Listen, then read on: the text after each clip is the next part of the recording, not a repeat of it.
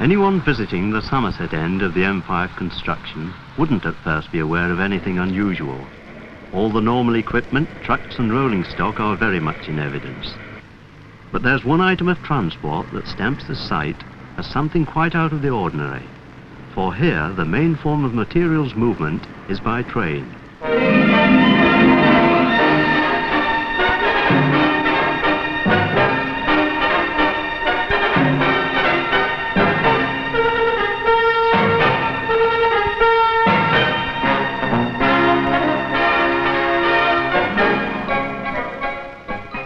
Between Clevedon Hills and Brent Knoll, this 8 3/4 mile stretch of westward probing motorway passes over very poor alluvial subsoil. And yet this peaty land was destined to support the great weight of 25 feet high embankments needed to accommodate 14 bridges and 2 interchanges. There was only one possible material that could be used for the embankment construction, and that was PFA. Because PFA is up to 1/3 lighter than any other bulk fill, it was approved by the consultants Freeman & Partners and the Southwestern Road Construction Unit.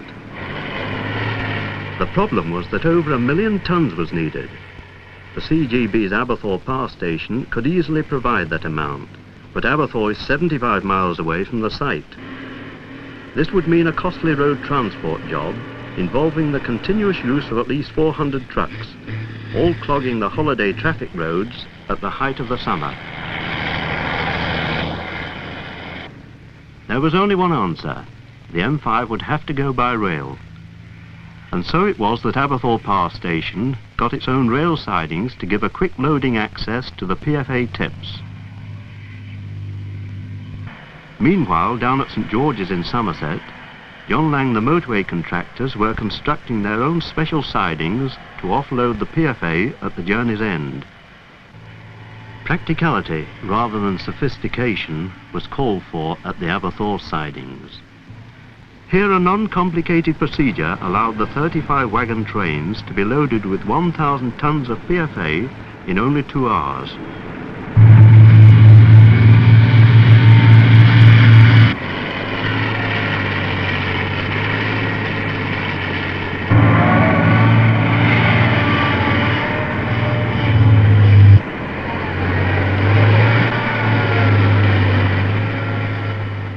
There was only one loading embellishment necessary, and that was the placing of a simple mesh screen over each truck to prevent any stone content in the material. It was originally planned that 4 trains per day could be loaded, but organised working by Langs enabled 6 trains a day to leave Abathor. Under the guidance of British Rail, all the normal railway procedures of a modern freight terminal were adopted. A little bit, Jack. A little bit.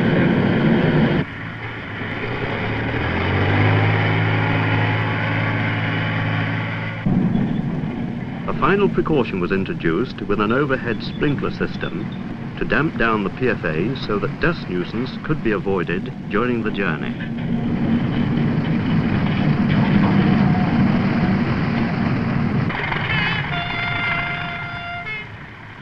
And so history was made, for this was the first time that PFA had been transported in bulk by rail for motorway use.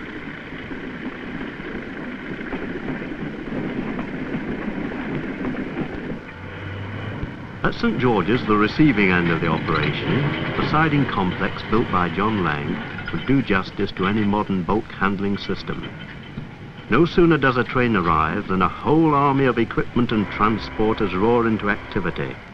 Each gang of men and machines seemingly trying to beat a turnaround record of 75 minutes. Even though there's need for haste, every train is unloaded with surprising calm, and the lorries in waiting convoy take their orderly turn.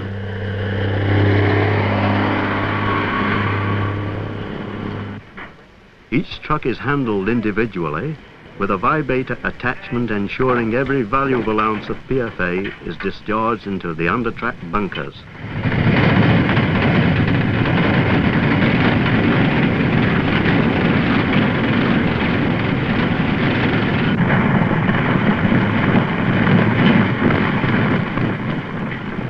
fast-moving conveyor belt then rushes the material to a high distribution point for radial stacking.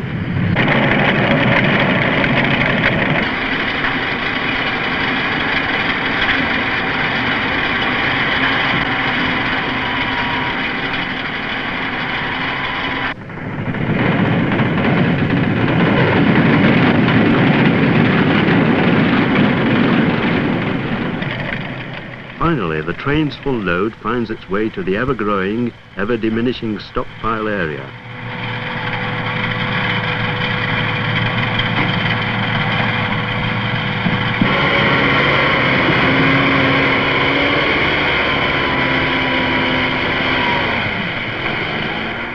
Here, all manner of wheel monsters wait to gorge up their quota of PFA and speed it to the motorway site.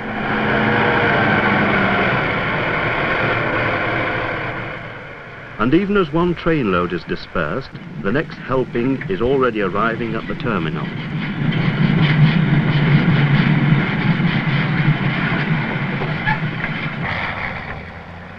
This method of transporting PFA to the M5 site may be new, but the use of the material for motorway construction certainly isn't. The annual tonnage of PFA now sold exceeds 5 million. And a great majority of it is utilised in the civil engineering field. Over 1 million tonnes was used on the old M6 alone. But things have come a long way since those days. On-site handling has become a sophisticated operation, so that hundreds of dumper trucks and lorries can transport 40,000 tonnes of PFA each week from the St George's terminal to various embankment sites along the motorway.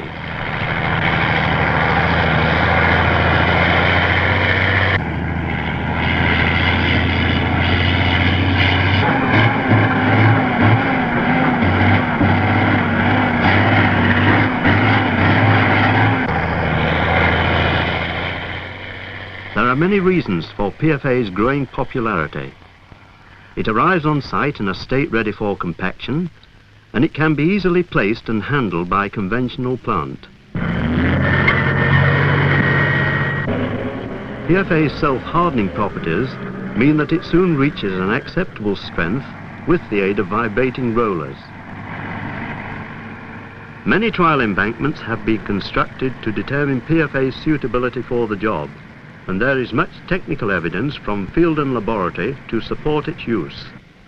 Compacted dry density is low, usually around 80 pounds per cubic foot. This means that PFA embankments can go up to 13 foot before it exceeds the ground loading of a 10-foot embankment of a sandy clay fill.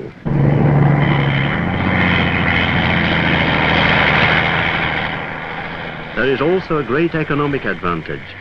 A ton of PFA gives greater volume than a ton of conventional fill material, so you get more for your money.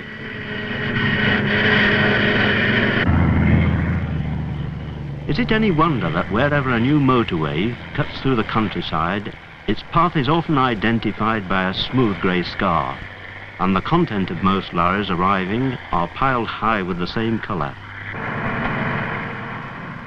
When this whole 17-mile contract is completed, nearly 2 million tonnes of PFA will have been transported by rail. Already there are plans to build another PFA terminal further west along the M5 at High Bridge. This is expected to take another 750,000 tonnes of PFA. But whatever the future holds, one thing is proved yet again. There really is no substitute for PFA as a lightweight fill for motorway construction, even if you have to build your own railway to get it there.